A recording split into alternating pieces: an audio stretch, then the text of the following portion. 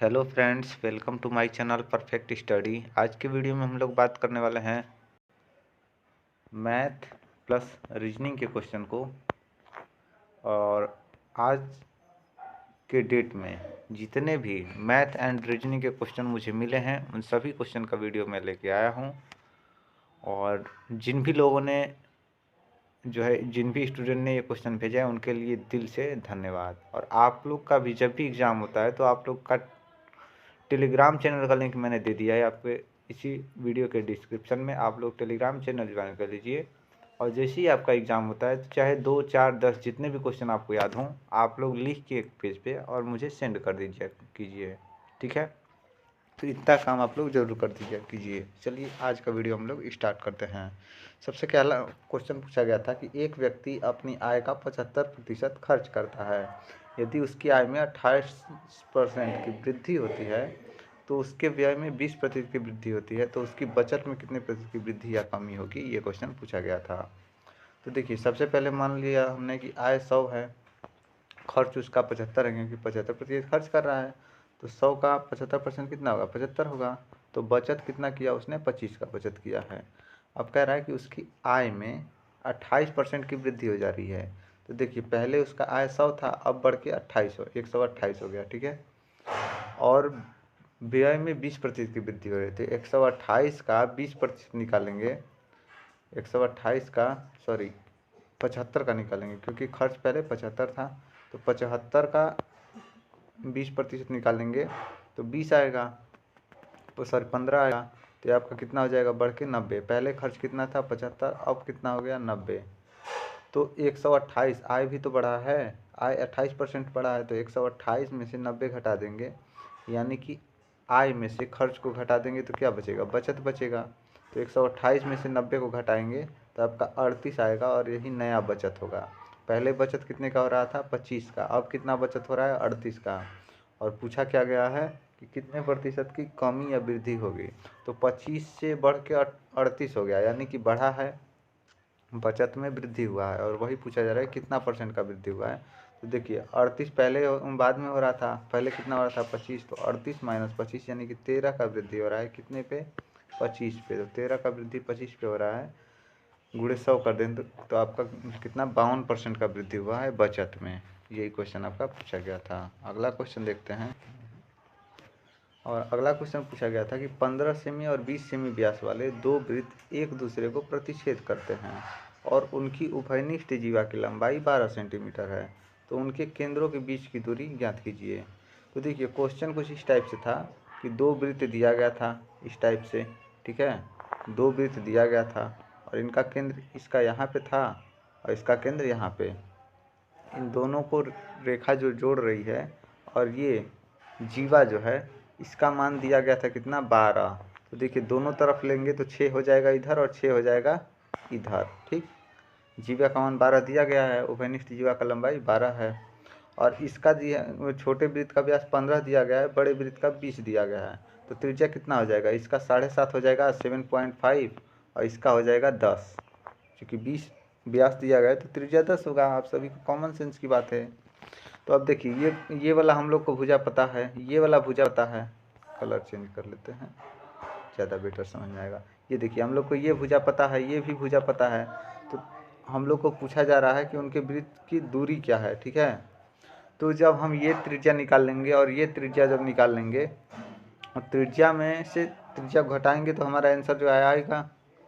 तो देखिए इसको हम लोग पहले निकालेंगे तो कितना आ जाएगा, D1 हम लोग का √7 का स्क्वायर, 7.5 का माइनस 6 का स्क्वायर, क्योंकि ये 7.5 दिया है, ये 6 दिया है, तो पाइथागोरस प्रमेय लगाएंगे क्योंकि 90 डिग्री का कोण भी बन रहा है यहाँ पे।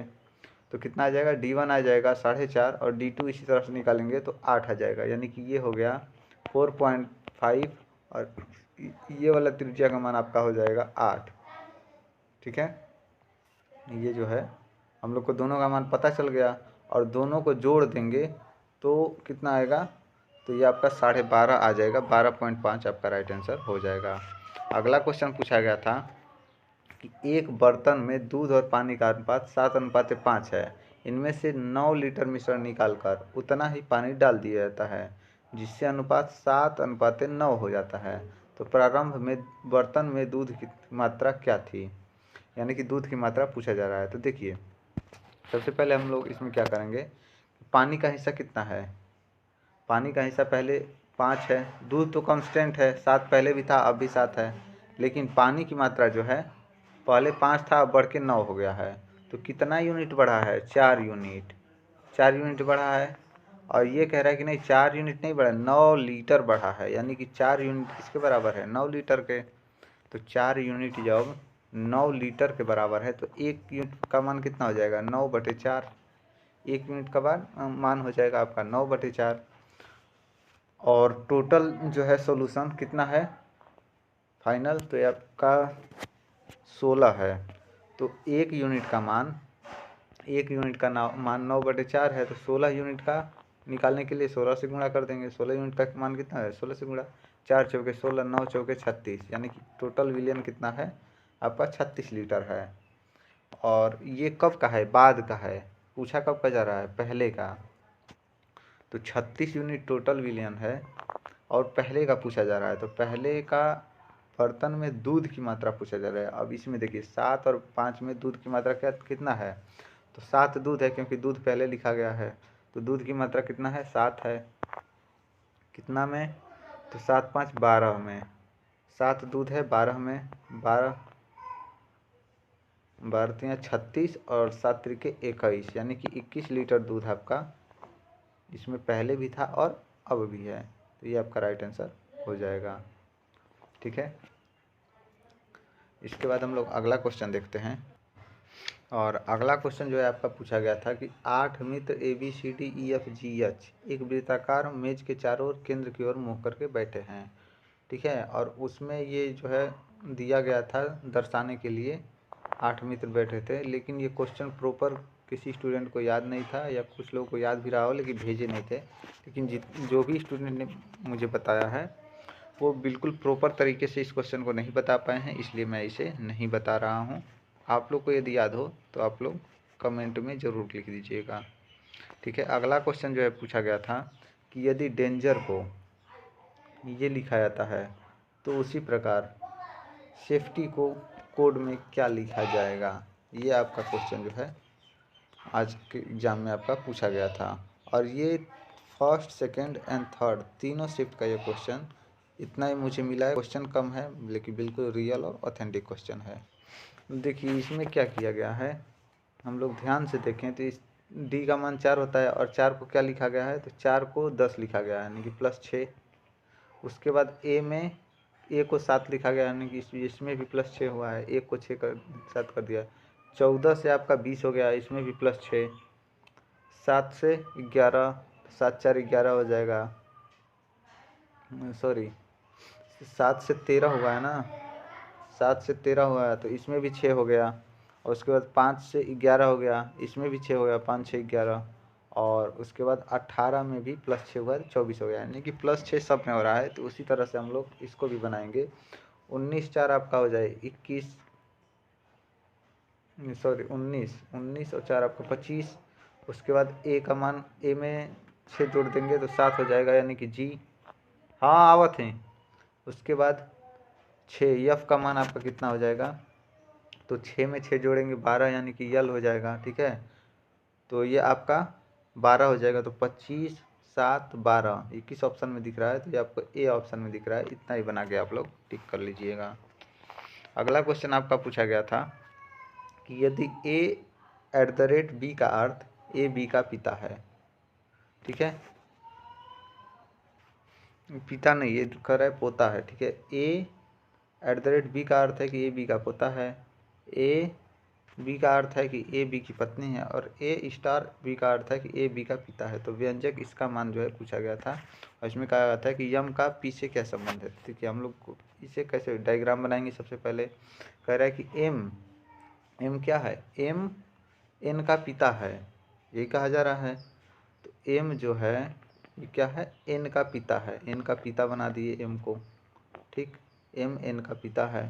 एन ओ की पत्नी है, एन क्या है, पत्नी है किसकी, ओ की, ओ की पत्नी है एन, और एम एन का पिता है। ठीक, एम एन का पिता है। उसके बाद कहा जा रहा है कि ओ और पी में क्या संबंध है, तो ओ पी का पोता है। ओ पी का पोता है, तो पी का पोता कैसे होगा, देखिए पी का पोता है कौन, ओ का पोता कौन है, सॉरी ओ पोता है पी का, ओ पोता है पी का, तो ये यहाँ पे पी बैठा देंगे। अब पूछा जा रहा है कि एम का पी से क्या संबंध है, एम का पी से क्या संबंध है, तो देखिए पी जो है एम को क्या कहेगा, एम का पी से क्या संबंध है, तो यहाँ पे देखिए पिता का संबंध है, लेकिन पिता नहीं दिया गया, तो ससुर, पिता और ससुर का संबंध एक जैसा होता है, तो आपका ससुर यहाँ पे दिया गया था ऑप्शन में, तो सी ऑप्शन आपका राइट आंसर हो जाएगा। ठीक है, अगला क्वेश्चन आपका पूछा गया था कि सभी शिक्षित व्यक्ति रूढ़िवादी होते हैं और कुछ रूढ़िवादी लोग अंधविश्वासी होते हैं। ठीक, ये क्वेश्चन दिया गया था कि, तो देखिए इस क्वेश्चन में आप लोग को ये दिमाग नहीं लगाना है कि शिक्षित और रूढ़िवादी रियल लाइफ में ले जाना है, ये कैसे कर रहा है उसी तरह से बनाना है। ठीक है, कह रहा है कि सभी शिक्षित व्यक्ति रूढ़िवादी होते हैं।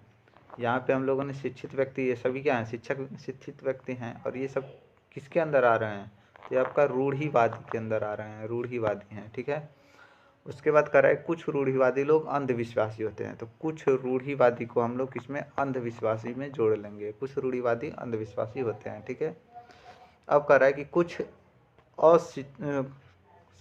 शिक्षित व्यक्ति अंधविश्वासी होते हैं, तो कुछ शिक्षित जो है अंधविश्वासी के अंदर आ रहे हैं, तो नहीं, इनका तो दूर दूर तक कोई रिश्ता बताया नहीं गया है, तो ये आपका ऑप्शन गलत हो जाएगा पहला। दूसरा दिया गया था कि सभी अंधविश्वासी लोग शिक्षित होते हैं, तो क्या सभी अंधविश्वासी शिक्षित के अंदर आ रहे हैं, तो ये भी ऑप्शन में नहीं दिया गया है। ठीक है, क्योंकि सभी अंधविश्वासी शिक्षित के अंदर आ रहे हैं, इसके अंदर आ रहे हैं, नहीं आ रहे हैं, इसका कोई संबंध ही नहीं बताया गया, तो ये भी ऑप्शन गलत हो जाएगा। तो यहाँ पे कोई भी ऑप्शन जो है सही नहीं दिया गया था, ये आपका राइट आंसर हो जाएगा। और अगला क्वेश्चन हम लोग देखते हैं, और अगला क्वेश्चन आपका पूछा गया था कि 18,400 में बेचने पर एक व्यक्ति को 8% की हानि होती है, मतलब एक टीवी को 18,400 में बेचता है तो 8% की हानि होती है, तो उसे 5% का लाभ प्राप्त करने के लिए इसे किस मूल्य पर बेचना चाहिए, तो 18,400 ये किसके बराबर है, तो ये आपका 92% के बराबर है, यही है ना। तो इसे इस तरह से भी कर सकते हैं कि 18,400 गुणे 100/92, 100/92 करेंगे तो आपका नया जो है क्रय मूल्य कितना आ जाएगा, 20,000, यानी कि क्रय मूल्य 20,000 है, तो इस पर हम लोग को 5% का लाभ प्राप्त करना है, तो 20,000 का 105% निकालेंगे तो 21,000 आएगा, जो कि आपका राइट आंसर हो जाएगा। या तो शॉर्ट ट्रिक में बता रहा हूँ इसके लिए, यह 18,400 है, ठीक है, और इसके बाद ये कितना 8% की हानि पर, तो बटे में 92 कर देंगे, 8% की हानि पर बेचा जा रहा है, तो नया मूल्य पूछा जा रहा है किस मूल्य पर बेचे कि 105% का लाभ होता है, 105 कर देंगे बटे में, इधर परसेंटेज में 92, इधर परसेंटेज में 105, ऊपर जो है आपका पहले वाला विक्रय मूल्य बाद, और उसके बाद ऊपर इधर बाद वाला विक्रय मूल्य है, इन दोनों को कटाएंगे तो यक्स का मान जो है आपका आएगा वो टोटल 21,000 ही आएगा, ये आपका राइट आंसर हो जाएगा। इसके बाद अगला क्वेश्चन आपका पूछा गया था कि यदि x और y का अनुपात 4:5 है, तो 3x + y + 2y अनुपात 5x - y का मान निकालना था। तो देखिए x का मान 4 दिया गया है, y का मान 5 दिया गया है, तो इतना तो आप लोग आसानी से निकाल देंगे, 3 चौके 12, 5 दूना 10, तो 12 + 10 हो गया, और इसके बाद हो जाएगा 5 चौके 20 - 5, तो 15 हो जाएगा, तो आपका 10, 12 और 10 22, और 20 - 5 15, यानी कि 22:15 आएगा, जो कि ऑप्शन नंबर ए में दिया गया था। ठीक है, तो ये भी आसान ही क्वेश्चन आया था। अगला क्वेश्चन आपका पूछा गया था कि 8,000 पर 2 वर्ष के लिए 5% वार्षिक दर से चक्रवृद्धि ब्याज और साधारण ब्याज का अंतर ज्ञात कीजिए, क्योंकि 8,000 का है, 2 वर्ष के लिए 5% दर रखा गया है और वार्षिक ब्याज है। देखिए 1 वर्ष में 5% बढ़ रहा है, तो 2 वर्ष में कितना बढ़ेगा, 10%, 2 वर्ष में 10% बढ़ेगा। तो ये आप लोग को मैं बता दूं कि सीधा सीधा कितना निकाल लीजिए, 8,000 का 10.25%, 10.25% आप लोग निकालेंगे, आपका जो है राइट आंसर आ जाएगा। ठीक है, या तो आप लोग सूत्र से भी निकाल सकते हैं, ठीक है, उससे भी आपका क्वेश्चन जो है राइट आंसर आ जाएगा। और आंसर कितना आएगा, तो 20 आएगा। तो ये जो है सीधा सीधा सूत्र पे सवाल पूछा गया, ये आप लोग बना सकते हैं। अगला क्वेश्चन पूछा गया था कि ए और बी एक कार्य को क्रमशः 24 और 32 दिन में पूरा कर सकते हैं। वे एक साथ कार्य शुरू करते हैं, लेकिन कार्य पूरा होने से 4 दिन पहले ही ए कार्य छोड़ देता है। तो पूरा कार्य समाप्त कितने दिन में होगा, ठीक है। तो देखिए ए और बी, ए कितने दिन में कर रहा है 24, बी कितने दिन में 32, इन दोनों का एलसीएम कितना हो जाएगा 96। तो 24 चौके 96 और 32 तिया 96, यानी कि ए एक दिन में 4 काम कर रहा है, बी एक दिन में 3 काम कर रहा है, ठीक है। ए का क्षमता कितना है 4 का है, बी का क्षमता 3 का है। अब यहाँ पे पूछा जा रहा है कि पूरा कार्य कितने दिनों में समाप्त होगा। तो मान लीजिए कार्य यक्ष दिन चल रहा है, यक्ष दिन चल रहा है, तो कार्य पूरा होने से 4 दिन पहले ए कार्य छोड़ देता है। तो 4 दिन का कार्य जो है ए छोड़ देता है। तो हम लोग इस तरह से बना सकते हैं कि देखिए 4 दिन कार्य किसने किया, तो ये आपका टोटल यक्स माइनस 4 दिन किसने किया, ए ने किया। ए कार्य छोड़ के जा रहा है ना, कितने दिन पहले जा रहा है, तो 4 दिन पहले आया। टोटल कार्य कितने दिन हुआ है, तो यक्स दिन, तो यक्स में से 4 दिन घटा देंगे और गुणे एक दिन में 4 कर रहा है ए, उसके बाद प्लस बी कितने दिन कार्य कर रहा है, तो यक्स दिन, ठीक है, और एक दिन में 3 काम कर रहा है, तो इन दोनों को जोड़ देंगे और बराबर टोटल कार्य कितना है 96 है।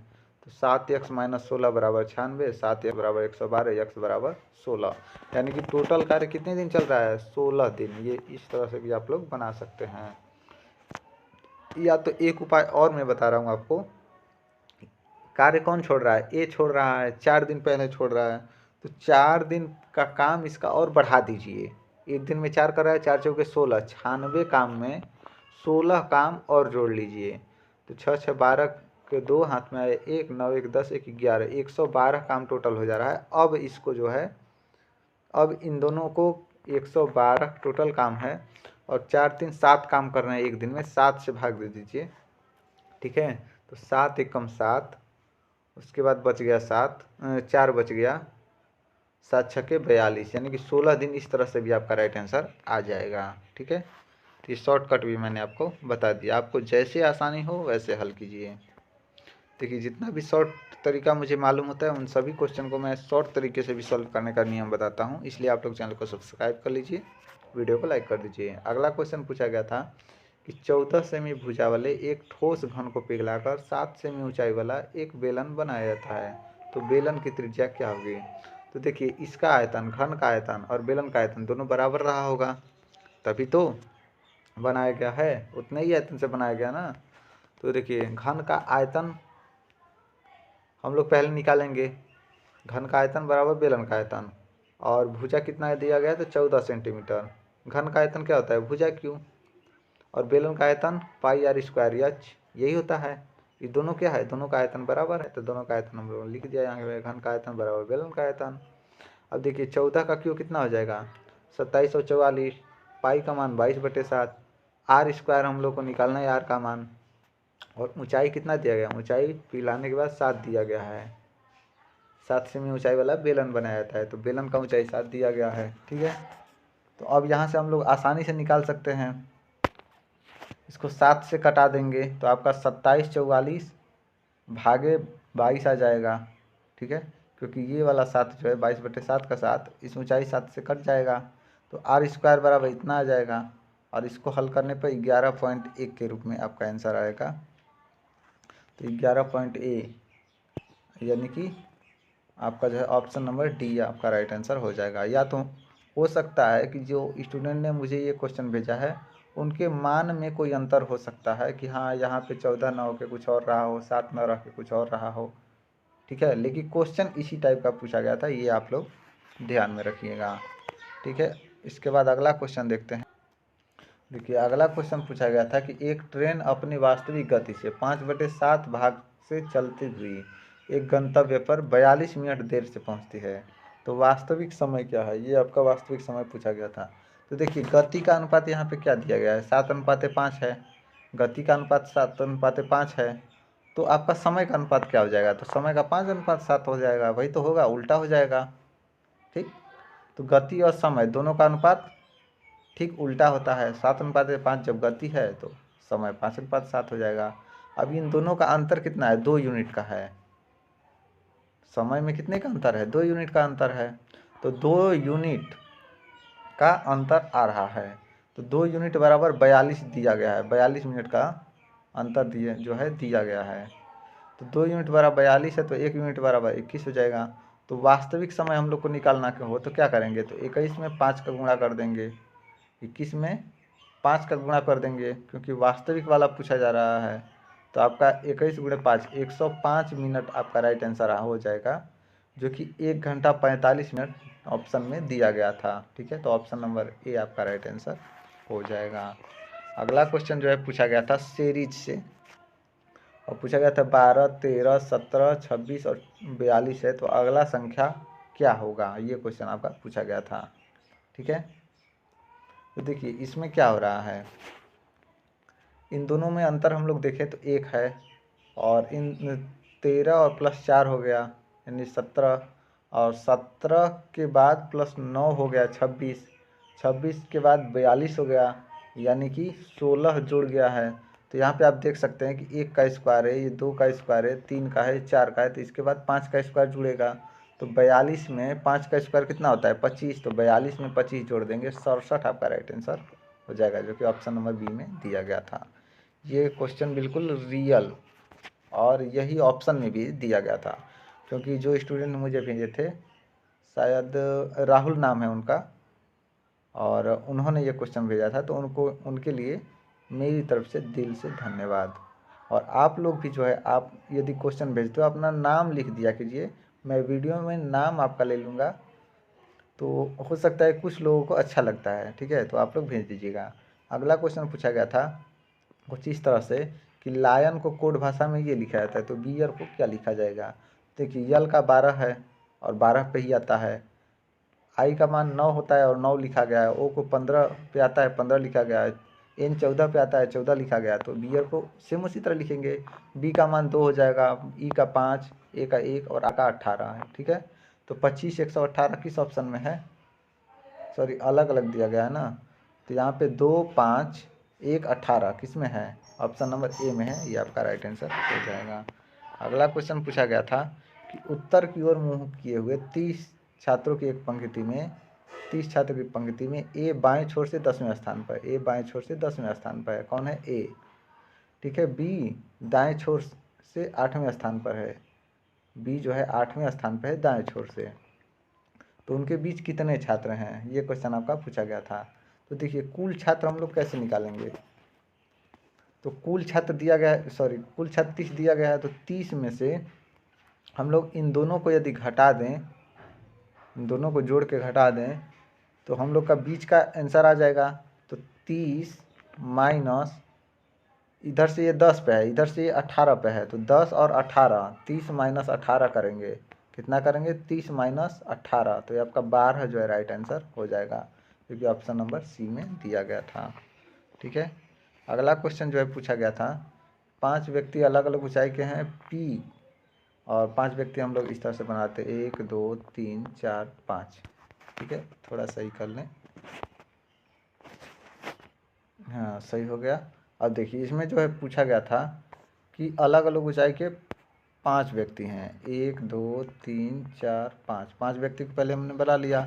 अब कह रहा है कि पी केवल यश से छोटा है, पी केवल और केवल यश से छोटा है। ठीक है, यश से छोटा कौन है, यश से छोटा केवल और केवल पी है, पी को यहाँ पे बैठा देंगे, क्योंकि पी जो है यश से छोटा है, केवल और केवल यश से छोटा है। उसके बाद क्यों,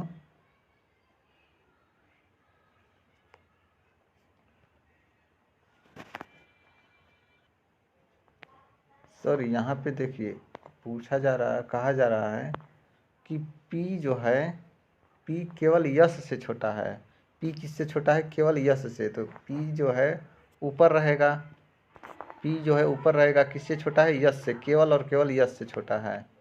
ठीक है, तो यहाँ पे यस टप सबसे टॉप में आ जाएगा। मैंने इस क्वेश्चन को थोड़ा उल्टा समझ लिया था। तो पी जो है यस से छोटा है, यस से छोटा है पी। और उसके बाद कह रहा है कि क्यों आर से छोटा है। क्यों जो है आर से छोटा है, कौन, क्यों आर से छोटा क्यों हो गया, लेकिन टी से लंबा है, तो टी यहाँ पे हो जाएगा। अब कह रहा है क्वेश्चन में कि इनमें तीसरा सबसे लंबा कौन है, तो सबसे छोटा यहाँ पे टी हो गया पहला, क्यों दूसरा हो गया, तीसरा सबसे लंबा पूछा रहा है, तो आर आपका राइट आंसर हो जाएगा, जो कि ऑप्शन नंबर बी में दिया गया था। ठीक है, तो आज के शिफ्ट में मुझे इतना ही क्वेश्चन मिला है। ठीक है, और आप लोग क्वेश्चन भेजते ही नहीं हैं, तो मैं ज़्यादा क्वेश्चन लाऊंगा कहाँ से। आप लोग क्वेश्चन भेज दिया कीजिए, टेलीग्राम चैनल ज्वाइन कर लीजिए, वहाँ से भेज दिया कीजिए। और वीडियो अच्छा लगा हो तो वीडियो को लाइक करके चैनल को सब्सक्राइब कर लीजिए। मिलते हैं अगले वीडियो में, धन्यवाद।